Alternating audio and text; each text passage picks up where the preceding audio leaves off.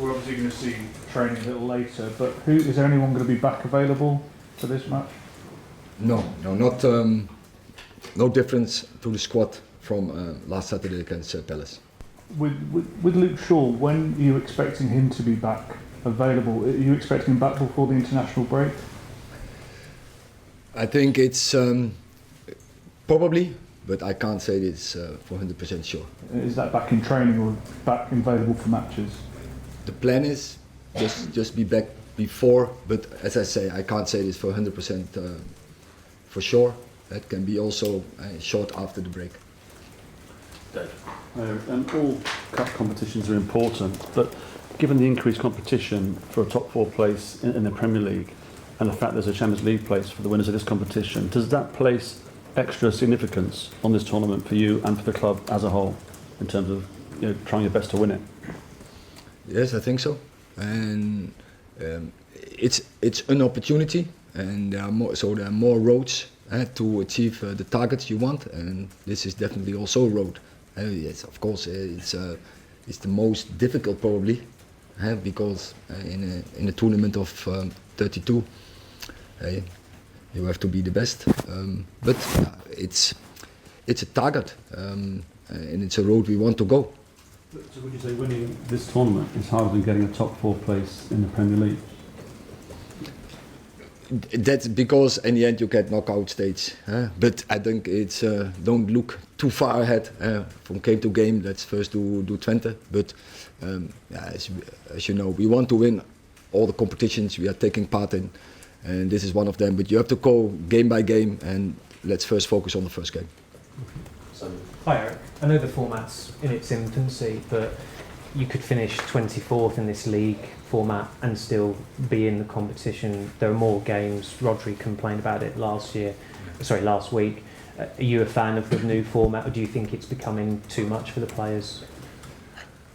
I think there are two things you address here.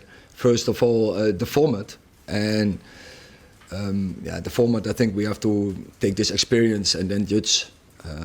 But one thing is for sure. I think every match is significant, and probably every goal is significant.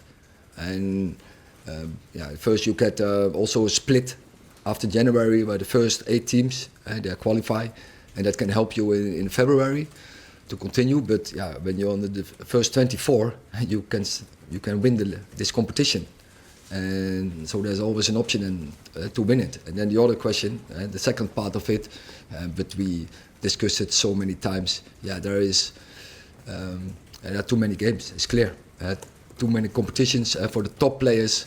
They are overloaded, and this is not good for football.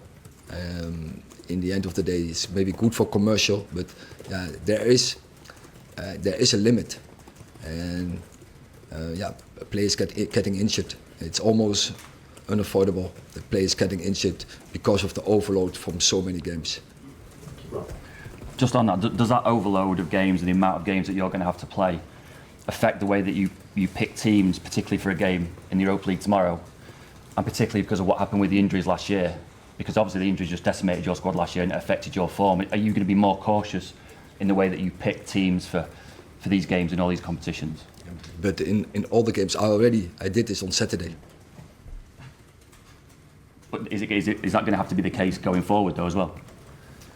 We need a squad with more than 11 to line up. We need more players, and then from game to game, we will pick a team.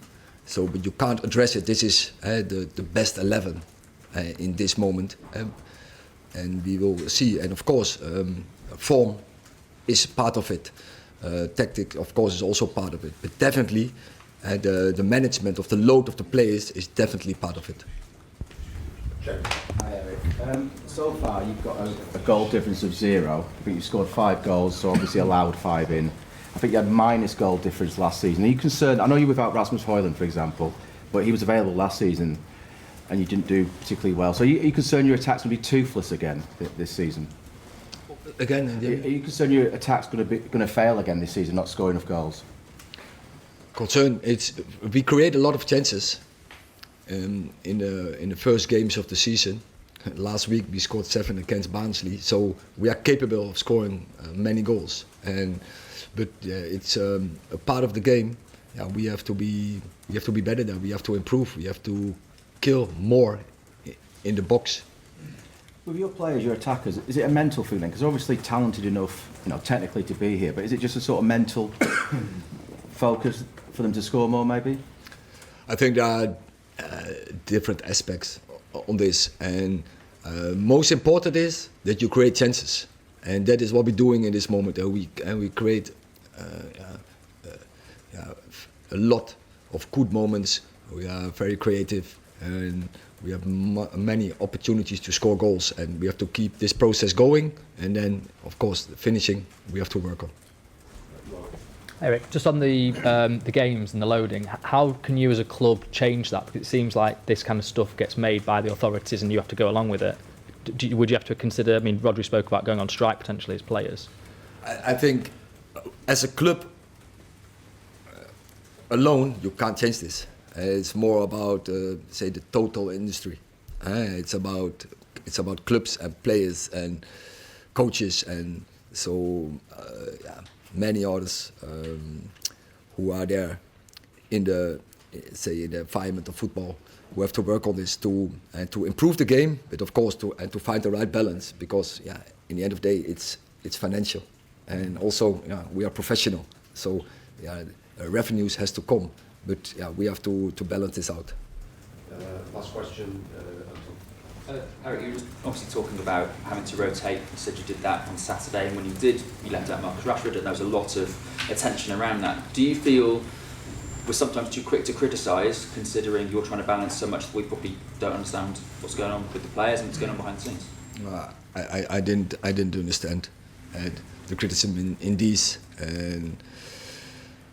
but people they are entitled if they want to, but what they are not entitled to bring speculation in. If I give an explanation, then they have to trust my words and to trust my explanation, and that's not right. Okay, thank you very much. No. Thank you.